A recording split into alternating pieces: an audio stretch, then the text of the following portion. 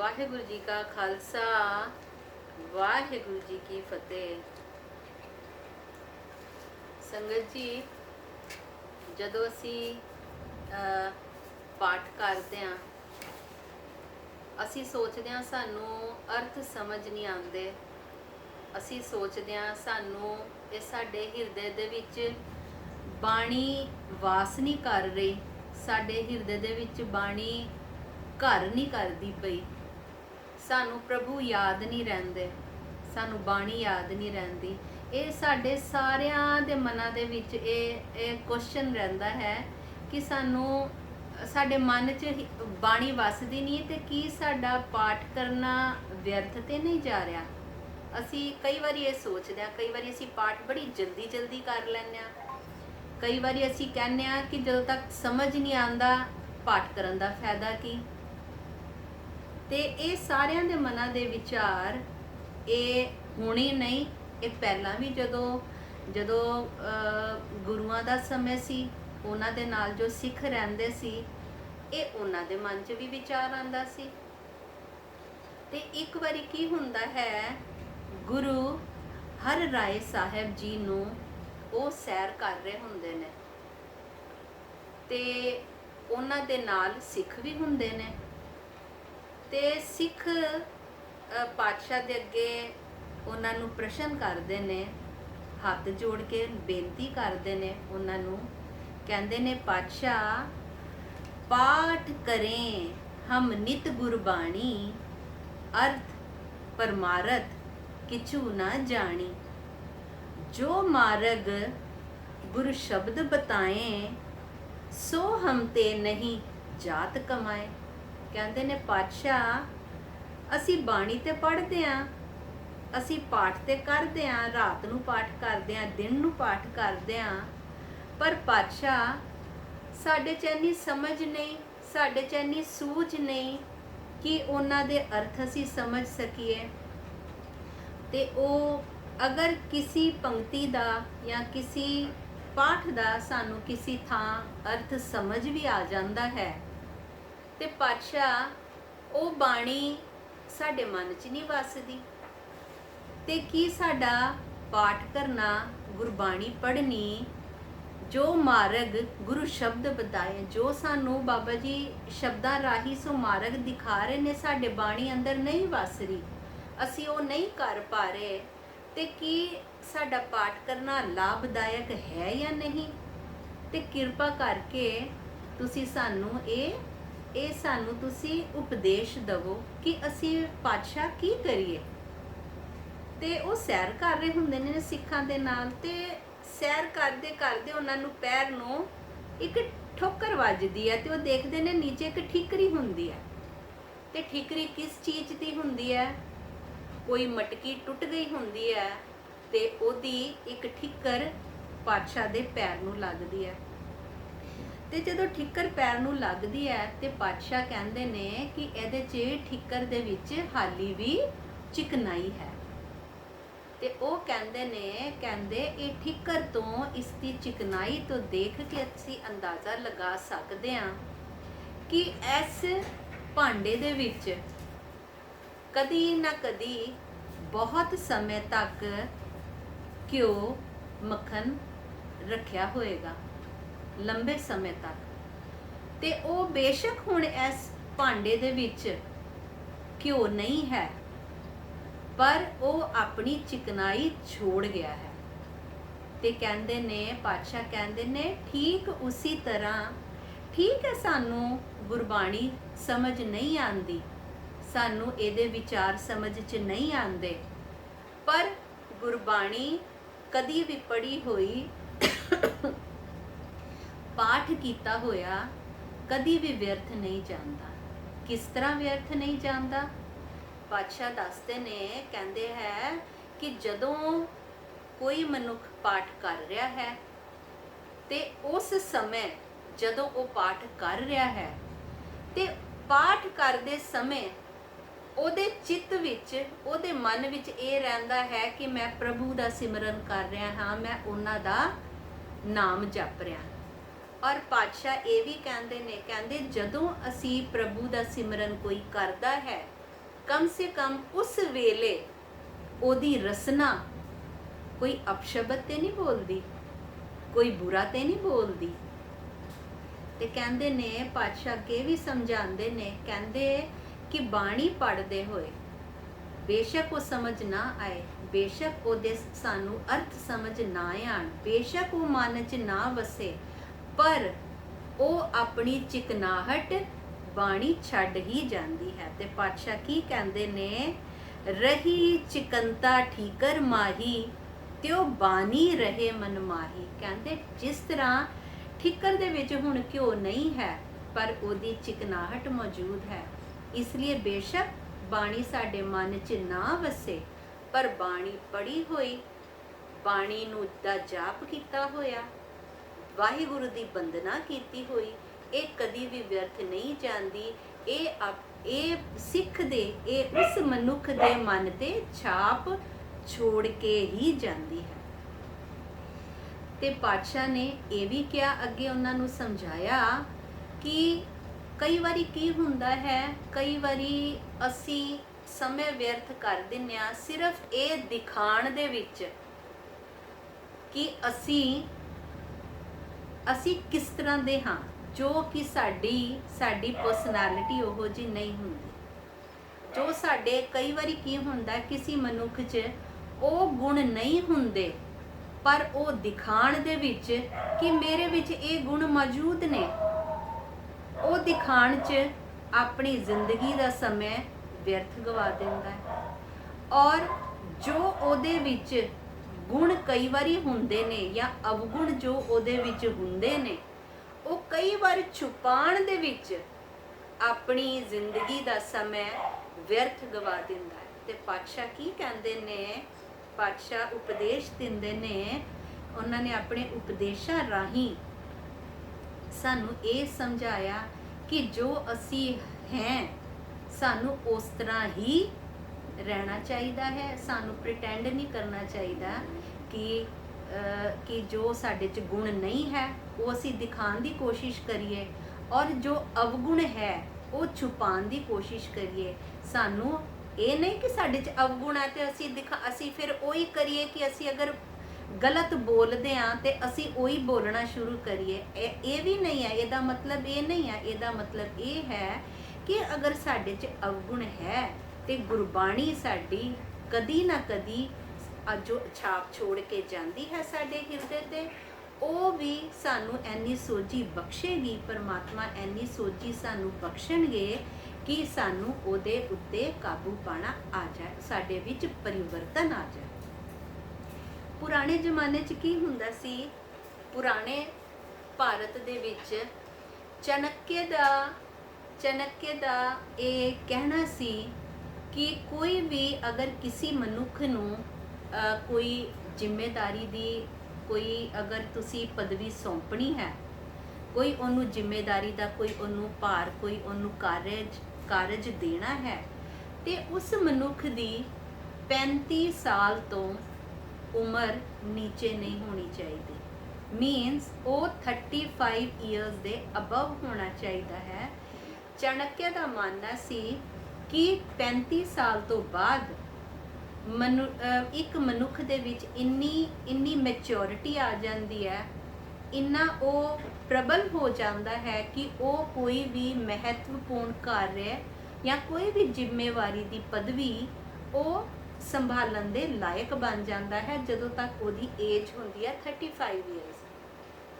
ਔਰ ਇਸ ਨੂੰ ਪੁਰਾਣੇ ਜ਼ਮਾਨੇ ਦੇ ਵਿੱਚ, ਪੁਰਾਣੇ ਭਾਰਤ ਦੇ ਵਿੱਚ ਇਹ ਫੋਲੋ ਵੀ ਕਰਦੇ ਸੀ। ਪਰ ਕਈ ਸਿਆਣੇ ਲੋਕ, ਕਈ ਭਗਤ ਇਹ ਇਸ ਗੱਲ ਤੋਂ ਸਹਿਮਤ ਨਹੀਂ ਸੀ। ਉਹਨਾਂ ਦਾ ਕਹਿਣਾ ਸੀ, ਉਹਨਾਂ ਦਾ ਮੰਨਣਾ ਸੀ ਕਿ ਜੋ ਸ਼ਾਰੀਰਿਕ ਉਮਰ ਹੁੰਦੀ ਹੈ ਔਰ ਜੋ ਬੌਧਿਕ ਉਮਰ ਹੁੰਦੀ ਹੈ, ਉਹ ਦੋਨੋਂ ਅਲੱਗ-ਅਲੱਗ ਹੁੰਦੀਆਂ ਨੇ। ਇਹਦੇ ਐਗਜ਼ਾਮਪਲਸ ਵੀ ਅਸੀਂ ਇਤਿਹਾਸ 'ਚ ਪੜ੍ਹਦੇ ਹਾਂ ਕਿ ਉਹਨਾਂ ਦਾ ਕਹਿਣਾ ਸੀ, ਭਗਤਾਂ ਦਾ ਕਹਿਣਾ ਸੀ, ਸਿਆਣੇ ਲੋਕਾਂ ਦਾ ਕਹਿਣਾ ਸੀ ਕਿ ਅਗਰ ਕਈ ਵਾਰੀ ਕੀ ਹੁੰਦਾ ਹੈ, ਕੋਈ 60 ਸਾਲ ਦਾ ਮਨੁੱਖ ਹੁੰਦਾ ਹੈ, ਉਹ ਉਹਨੂੰ ਇੰਨੀ ਮੈਚਿਓਰਿਟੀ 60 ਸਾਲ 'ਚ 70 ਸਾਲ 'ਚ 80 ਸਾਲ ਤੱਕ ਉਹਨੂੰ ਮੈਚਿਓਰਿਟੀ ਨਹੀਂ ਆਂਦੀ। ਉਹ ਇਸ ਏਜ ਤੇ ਆ ਕੇ ਵੀ ਬੱਚਿਆਂ ਜਿਵੇਂ ਗੱਲਾਂ ਕਰਦਾ ਹੈ।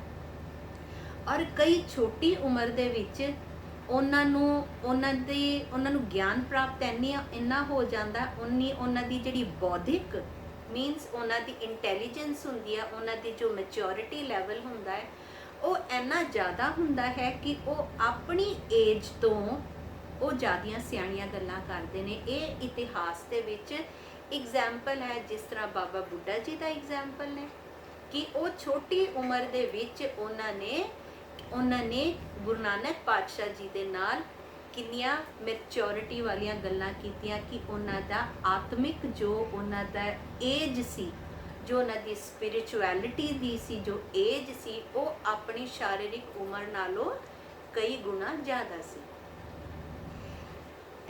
ਤੇ ਪੁਰਾਣੇ ਜ਼ਮਾਨੇ ਦੇ ਵਿੱਚ ਅਸੀਂ ਇਹ ਇਤਿਹਾਸ 'ਚ ਵੀ ਪੜ੍ਹਦੇ ਆਏ ਹਾਂ ਕਿ ਜਦੋਂ ਇਹ ਸਿਆਣੇ ਸੀ, ਜਦੋਂ ਕਈ ਬੱਚੇ ਵੀ ਹੋਏ ਨੇ, ਛੋਟੀ ਉਮਰ ਦੇ ਹੋਏ ਨੇ, ਉਹ ਭਗਤ ਹੋਏ ਨੇ, ਉਹਨਾਂ ਨੇ ਸ਼ਹੀਦੀਆਂ ਵੀ ਪ੍ਰਾਪਤ ਕੀਤੀਆਂ ਨੇ। ਪਰ ਜਦੋਂ ਗੁਰੂ ਹਰਿਰਾਏ ਪਾਤਸ਼ਾਹ ਜੀ ਨੇ ਗੁਰੂ ਹਰਕ੍ਰਿਸ਼ਨ ਦੇਵ ਮਹਾਰਾਜ ਜੀ ਨੂੰ 5.5 ਸਾਲ ਦੀ ਉਮਰ ਦੇ ਵਿੱਚ ਗੁਰਗੱਦੀ ਬਖਸ਼ੀ, ਤੇ ਉਸ ਸਮੇਂ ਤੱਕ ਕਈ ਛੋਟੀ ਉਮਰ 'ਚ ਭਗਤ ਸੀ, ਕਈਆਂ ਨੇ ਛੋਟੀਆਂ ਉਮਰਾਂ 'ਚ ਸ਼ਹੀਦੀਆਂ ਪ੍ਰਾਪਤ ਕੀਤੀਆਂ ਸੀ। ਪਰ ਗੁਰੂ ਹਰਕ੍ਰਿਸ਼ਨ ਪਾਤਸ਼ਾਹ ਜੀ ਨੇ ਗੁਰੂ ਦੀ ਪਦਵੀ ਸੰਭਾਲ ਕੇ ਉਹਨਾਂ ਨੇ ਇਹ ਵੀ ਪ੍ਰੂਵ ਕਰਤਾ ਕਿ 5 ਸਾਲ ਦੀ ਉਮਰ ਦਾ ਇੱਕ ਛੋਟਾ ਬਾਲਕ ਗੁਰੂ ਦਾ ਗੱਦੀ ਵੀ ਸੰਭਾਲ ਸਕਦਾ ਹੈ। ਇਸ ਲਈ ਇਹ ਗੱਲਾਂ ਪ੍ਰੂਵ ਕਰਦੀਆਂ ਨੇ ਕਿ ਸ਼ਾਰੀਰਿਕ ਉਮਰ ਔਰ ਜੋ ਬੌਧਿਕ ਉਮਰ ਹੈ ਇਹ ਦੋਨੋਂ ਅਲੱਗ-ਅਲੱਗ ਹੁੰਦੀਆਂ ਨੇ। ਤੇ ਸਾਡੀ ਬਾਣੀ ਦੇ ਵਿੱਚ ਇਹਦੇ ਹੋਰ ਵੀ ਐਗਜ਼ਾਮਪਲਸ ਆਏ ਨੇ, ਜਿਸ ਤਰ੍ਹਾਂ ਪ੍ਰਹਿਲਾਦ ਦਾ ਕੀ ਸੀ, ਪ੍ਰਹਿਲਾਦ ਦਾ ਪਿਤਾ ਹਰਨਾਕਸ਼ਪ, ਉਹ ਆਪਣੇ ਬੇਟੇ ਨੂੰ ਕੀ ਕਹਿੰਦਾ ਸੀ, ਉਹ ਆਪਣੇ ਆਪ ਦਾ ਜਾਪ ਕਰਵਾਉਣਾ ਚਾਹੁੰਦਾ ਸੀ। ਉਹਦਾ ਮੰਨਣਾ ਸੀ ਕਿ ਉਹ ਹੀ ਰੱਬ ਹੈ। ਉਹ ਆਪਣੇ ਬੇਟੇ ਨੂੰ, ਪ੍ਰਹਿਲਾਦ ਨੂੰ ਕਹਿੰਦਾ ਹੈ ਕਿ ਤੂੰ ਇਹਦਾ ਜਪ ਕਰਨਾ ਹੈ ਕਿ ਥਲ ਹਰਨਾਕਸ਼ ਜਲ ਹਰਨਾਕਸ਼। ਤੇ ਪਰ ਉਹਦਾ ਬੇਟਾ ਕੀ ਕਹਿੰਦਾ ਹੈ, ਭਗਤ ਪ੍ਰਹਿਲਾਦ ਕੀ ਕਹਿੰਦਾ ਹੈ ਕਿ ਕਹਿੰਦਾ ਪਿਤਾ ਜੀ ਤੁਸੀਂ ਕੀ ਬੱਚਿਆਂ ਵਾਲੀਆਂ ਗੱਲਾਂ ਕਰ ਰਹੇ ਹੋ ਹੈ, ਇਹ ਥਲ ਹੀ ਰਾਮ ਜਲ ਹੀ ਰਾਮ। ਤੇ ਉਹ ਇਹ ਵੀ ਐਗਜ਼ਾਮਪਲ ਹੈ ਇਤਿਹਾਸ ਦੇ ਵਿੱਚ ਕਿ ਜੋ ਪ੍ਰਹਿਲਾਦ ਸੀ ਛੋਟੀ ਉਮਰ ਦਾ ਹੋ ਕੇ ਉਹਦੀ ਬੌਧਿਕ ਜੋ ਉਹਦੀ ਆਯੂ ਸੀ ਉਹ ਆਪਣੀ ਸ਼ਾਰੀਰਿਕ ਆਯੂ ਨਾਲੋਂ ਕਈ ਗੁਣਾ ਜ਼ਿਆਦਾ ਸੀ। ਇਹਦੇ ਵਿੱਚ ਬਾਣੀ ਦੇ ਵਿੱਚ ਭਗਤ ਧਰੂ ਦਾ ਵੀ ਜ਼ਿਕਰ ਆਇਆ ਹੈ। ਤੇ ਅੱਜ ਦਾ ਜੋ ਸ਼ਬਦ ਹੈ ਉਹ ਭਗਤ ਧਰੂ ਜੀ ਦਾ ਹੈ, ਸ਼ਬਦ ਹੈ ਕਿ ਧਰੂ ਹੱਸਦਾ ਕਰ ਆਇਆ, ਕਰ ਪਿਆਰ ਪਿਓ ਪੁੱਛੜ ਲਿੱਤਾ। ਅੱਜ ਅਸੀਂ ਦੇਖਾਂਗੇ ਭਗਤ ਧਰੂ ਜੀ ਦੇ ਬਾਰੇ। ਇੱਕ ਰਾਜਾ ਹੋਇਆ ਹੈ ਉਤਾਨਪਾਦ, ਉਹਦੀਆਂ 2 ਰਾਣੀਆਂ ਸੀ। ਵੱਡੀ ਰਾਣੀ ਸੀ ਸੁਰੁਚੀ ਔਰ ਛੋਟੀ ਰਾਣੀ ਸੀ ਸੁਨੀਤੀ। ਜੋ ਵੱਡੀ ਰਾਣੀ ਸੀ ਉਹ ਰਾਜਾ ਦੀ ਬੜੀ ਪਿਆਰੀ ਸੀ, ਤੇ ਜੋ ਸੁਨੀਤੀ ਸੀ ਇਹਨੂੰ ਰਾਜਾ ਇੰਨਾ ਪਸੰਦ ਨਹੀਂ ਕਰਦਾ ਸੀ। ਔਰ ਇਹ ਬਹੁਤ ਸ਼ਰਧਾਲੂ, ਬੜੇ ਸਬਰ ਵਾਲੀ, ਬੜੀ ਧੀਰਜ ਵਾਲੀ ਰਾਣੀ ਸੀ। ਤੇ ਇੱਕ ਵਾਰੀ ਕੀ ਹੁੰਦਾ ਹੈ ਕਿ ਜਿਸ ਤਰ੍ਹਾਂ ਇਹਦਾ ਸੁਨੀਤੀ ਦਾ ਬੇਟਾ ਹੁੰਦਾ ਹੈ ਭਗਤ ਧਰੂ, ਛੋਟਾ ਬੱਚਾ ਹੁੰਦਾ ਹੈ, 5 ਵਰਸ਼ ਦੀ ਉਮਰ ਹੁੰਦੀ ਹੈ, ਤੇ ਬਾਹਰੋਂ ਖੇਲਦਾ ਆਂਦਾ ਹੈ ਔਰ ਦੇਖਦਾ ਹੈ ਕਿ ਉਹਦੇ ਪਿਤਾ ਬੈਠੇ ਹੋਏ ਨੇ, ਤੇ ਆ ਕੇ ਆਪਣੇ ਪਿਤਾ ਦੇ ਗੋਦੀ 'ਚ ਬੈਠ ਜਾਂਦਾ ਹੈ। ਜਦੋਂ ਰਾਜੇ ਦੀ ਗੋਦੀ 'ਚ ਬੈਠਾ, ਪਿਤਾ ਵੀ ਉਹਨੂੰ ਆਪਣੇ ਬੱਚੇ ਤੇ ਪਿਆਰ ਆਉਂਦਾ ਹੈ, ਉਹਦੇ ਨਾਲ ਲਾਡ ਕਰ ਰਿਹਾ ਹੁੰਦਾ ਹੈ, ਤੇ ਇੰਨੇ ਦੇ ਵਿੱਚ ਕੀ ਹੁੰਦਾ ਹੈ ਕਿ ਉਹਦੀ ਵੱਡੀ ਰਾਣੀ ਸੁਰੁਚੀ ਆ ਜਾਂਦੀ ਹੈ, ਔਰ ਇਹ ਦੇਖ ਕੇ ਉਹਨੂੰ ਅੱਛਾ ਨਹੀਂ ਲੱਗਦਾ, ਤੇ ਉਹ ਕੀ ਕਰਦੀ ਹੈ, ਬਾਂਹ ਪਕੜ ਕੇ ਉਹਨੂੰ ਰਾਜੇ ਦੀ ਗੋਦੀ ਚੋਂ ਉਤਾਰ ਦਿੰਦੀ ਹੈ, ਔਰ ਉਹਨੂੰ ਗੁੱਸਾ ਕਰਦੀ ਹੈ।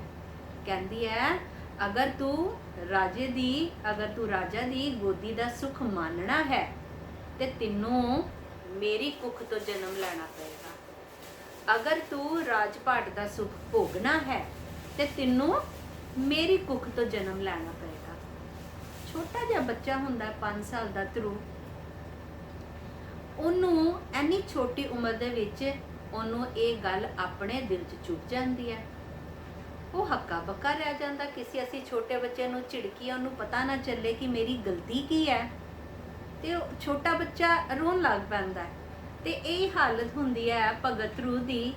ਉਹ ਰੋਣ ਲੱਗ ਪੈਂਦਾ ਹੈ, ਅੱਖਾਂ ਭਰ ਜਾਂਦੀਆਂ ਆਂਸੂ ਦੇ ਨਾਲ, ਡਰ ਜਾਂਦਾ ਹੈ ਕਿ ਮੈਂ ਕੀ ਗਲਤੀ ਕਰਤੀ, ਤੇ ਉਹ ਡਰ ਜਾਂਦਾ ਹੈ। ਔਰ ਕਿਉਂਕਿ ਉਹਦੀ ਜਿਹੜੀ ਮਤਰੇਈ ਮਾਂ ਹੁੰਦੀ ਹੈ ਉਹਨੂੰ ਝਿੜਕੀ ਦਿੰਦੀ ਹੈ ਜ਼ੋਰ ਦੀ, ਤੇ ਉਹ ਡਰ ਜਾਂਦਾ ਤੇ ਰੋਂਦਾ ਰੋਂਦਾ ਆਪਣੀ ਮਾਂ ਪਾਸ ਜਾਂਦਾ।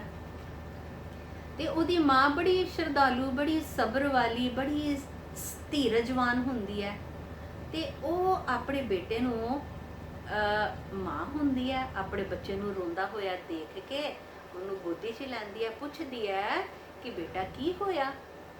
ਤੇ ਉਹ ਦੱਸਦਾ ਹੈ ਕਿ ਉਹਦੇ ਨਾਲ ਕੀ ਹੋਇਆ ਔਰ ਉਹਦੀ ਮਤਰੇਈ ਮਾਂ ਨੇ ਉਹਦੇ ਨਾਲ ਕੀ ਕੀਤਾ। ਤੇ ਉਹ ਕਹਿੰਦਾ ਹੈ ਕਿ ਮੈਨੂੰ ਜ਼ੋਰ ਦੀ ਉਹਨੇ ਗੋਦੀ 'ਚੋਂ ਉਤਾਰ ਦਿੱਤਾ ਔਰ ਮੈਨੂੰ ਗੁੱਸਾ ਕੀਤਾ, ਔਰ ਕਿਹਾ ਹੈ ਕਿ ਅਗਰ ਰਾਜੇ ਦੀ ਗੋਦੀ ਦਾ ਸੁੱਖ ਮੰਨਣਾ ਹੈ ਜਾਂ ਤੂੰ ਰਾਜਪਾਟ ਦਾ ਸੁੱਖ ਭੋਗਣਾ ਹੈ ਤੇ ਤੈਨੂੰ ਮੇਰੀ ਕੁੱਖ ਤੋਂ ਜਨਮ ਲੈਣਾ ਪਏਗਾ। ਤੇ ਉਹ ਆਪਣੀ ਮਾਂ ਦੇ ਅੱਗੇ ਰੋਂਦਾ ਹੈ। ਤੇ ਉਹਦੀ ਮਾਂ ਬਹੁਤ ਸਿਆਣੀ ਹੁੰਦੀ ਹੈ, ਆਪਣੇ ਬੱਚੇ ਨੂੰ ਗੋਦੀ 'ਚ ਬਿਠਾਉਂਦੀ ਹੈ, ਉਹਦੇ ਸਿਰ ਤੇ ਹੱਥ ਫੇਰਦੀ ਹੈ ਤੇ ਉਹਨੂੰ ਕਹਿੰਦੀ ਹੈ, ਪੁੱਤਰ ਇਹ ਜੋ ਦੁੱਖ ਸੁੱਖ ਹੁੰਦੇ ਨੇ ਇਹ ਕੋਈ ਕਿਸੇ ਨੂੰ ਨਹੀਂ ਦਿੰਦਾ। ਦੁੱਖ ਸੁੱਖ ਇਹ ਸਾਡੇ ਕਰਮਾਂ ਦਾ ਹੀ ਸਾਨੂੰ ਮਿਲਦਾ ਹੈ। ਕਿਸ ਤਰ੍ਹਾਂ? ਉਹ ਕਹਿੰਦੀ ਹੈ ਜੋ ਪੂਰਬਲੇ ਕਰਮ ਹੁੰਦੇ ਨੇ, ਜੋ ਪੂਰਬਲੇ ਅਸੀਂ ਅੱਛੇ ਕਰਮ ਕੀਤੇ ਹੁੰਦੇ ਨੇ ਉਹਦੇ ਕਰਕੇ ਤੇ ਸਾਨੂੰ ਸੁੱਖ ਮਿਲਦੇ ਨੇ, ਪਰ ਜੋ ਸਾਡੇ ਮਾੜੇ ਕਰਮ ਹੁੰਦੇ ਨੇ ਉਹਦੇ ਕਰਕੇ ਸਾਨੂੰ ਦੁੱਖ ਵੀ ਭੋਗਣੇ ਪੈਂਦੇ ਨੇ। ਤੇ ਮੇਰੇ ਕਰਮ ਇੰਨੇ ਅੱਛੇ ਨਹੀਂ ਹੈ, ਮੇਰੇ ਕਰਮ ਮਾੜੇ ਨੇ, ਤੇ ਇਸੇ ਲਈ ਤੂੰ ਮੇਰੀ ਕੁੱਖ ਤੋਂ ਜਨਮ ਲਿੱਤਾ ਹੈ। ਤੇ ਉਹ ਪੁੱਛਦਾ, ਕਹਿੰਦਾ ਮਾਂ ਤੂੰ ਵੀ ਤੇ ਰਾਣੀ ਹੈ ਤੇ ਤੇਰੇ ਕਰਮ ਕਿਉਂ ਮਾੜੇ ਨੇ? ਤੇ ਉਹ ਉਹਨੂੰ ਸਮਝਾਉਂਦੀ ਹੈ, ਕਹਿੰਦੀ ਹੈ ਕਿ ਮੇਰੇ ਕਰਮ ਇਸ ਲਈ ਮਾੜੇ ਨੇ ਕਿਉਂਕਿ ਬੇਸ਼ੱਕ ਮੈਂ ਰਾਜਾ ਦੇ ਘਰ ਪੈਦਾ ਹੋਈ, ਬੇਸ਼ੱਕ ਮੈਂ ਰਾਜੇ ਦੇ ਨਾਲ ਵਿਆਹੀ ਗਈ, ਪਰ ਮੈਂ ਕੋਈ ਵੀ ਭਗਤੀ ਨਹੀਂ ਕੀਤੀ। ਮੇਰੇ ਕਰਮ ਇੰਨੇ ਅੱਛੇ ਨਹੀਂ ਸੀ ਕਿ ਮੈਂ ਪ੍ਰਭੂ ਦਾ ਸਿਮਰਨ ਕੀਤਾ। ਮੇਰੇ ਇੰਨੇ ਅੱਛੇ ਕਰਮ ਨਹੀਂ ਸੀ ਕਿ ਮੈਂ ਪ੍ਰਭੂ ਦੀ ਭਗਤੀ ਕੀਤੀ। ਇਹ ਮੇਰੇ ਮਾੜੇ ਕਰਮ ਸੀ, ਇਸੇ ਲਈ ਮੈਂ ਇਹ ਦੁੱਖ ਭੋਗ ਰਹੀ ਹਾਂ। ਕਿਉਂਕਿ ਰਾਜਾ ਵੀ ਉਹਨੂੰ ਪਸੰਦ ਨਹੀਂ ਕਰਦਾ ਔਰ ਉਹਦੇ ਬੱਚੇ ਨੂੰ ਵੀ ਝਿੜਕਾਂ ਮਿਲ ਰਹੀਆਂ ਨੇ। ਤੇ ਉਹ ਪੁੱਛਦਾ, ਕਹਿੰਦਾ ਮਾਂ ਮੈਨੂੰ ਰਾਜਪਾਟ ਅਗਰ ਹਾਸਿਲ ਕਰਨਾ ਤੇ ਮੈਨੂੰ ਕੀ ਕਰਨਾ ਚਾਹੀਦਾ? ਤੇ ਉਹ ਉਹਨੂੰ ਸਮਝਾਉਂਦੀ ਹੈ, ਕਹਿੰਦੀ ਹੈ ਦੇਖ ਪੁੱਤਰ, ਜੋ ਇਹ ਰਾਜਪਾਟ ਹੈ, ਜੋ ਇਹ ਤਖਤ ਨੇ, ਉਹ ਬਹੁਤ ਸਿਆਣੀ ਹੁੰਦੀ ਹੈ। ਉਹ ਕਹਿੰਦੀ ਹੈ ਕਿ ਅਗਰ ਤੂੰ ਇਹ ਰਾਜਪਾਟ ਤੈਨੂੰ ਚਾਹੀਦਾ ਹੈ ਤੇ ਤੈਨੂੰ ਪ੍ਰਭੂ ਦੀ ਭਗਤੀ ਕਰਨੀ ਪਏਗੀ। ਉਹ ਐਨੀ ਸਿਆਣੀ ਹੁੰਦੀ ਹੈ, ਉਹ ਛੋਟੇ ਬੱਚੇ ਨੂੰ ਆਪਣੀ ਵੱਲੋਂ ਤੇ ਉਹ ਇੰਨਾ ਨਹੀਂ ਸਮਝਾ ਪਾਉਂਦੀ ਕਿ ਪਤਾ ਨਹੀਂ ਛੋਟਾ ਬੱਚਾ ਸਮਝ ਪਾਏਗਾ ਕਿ ਨਹੀਂ। ਉਹਨੂੰ ਪਤਾ ਹੁੰਦਾ ਹੈ ਕਿ ਜੋ ਇਹ ਰਾਜਪਾਟ ਹੈ ਇਹ ਤੇ ਅੱਜ ਹੈ, ਕੱਲ ਨਹੀਂ। ਅਗਰ ਇਹ ਤਖਤ ਤੇ ਬੈਠ ਵੀ ਜਾਂਦਾ ਹੈ, ਕੱਲ ਨੂੰ ਤਖਤ ਤੇ ਕੋਈ ਹੋਰ ਆ ਜਾਏਗਾ।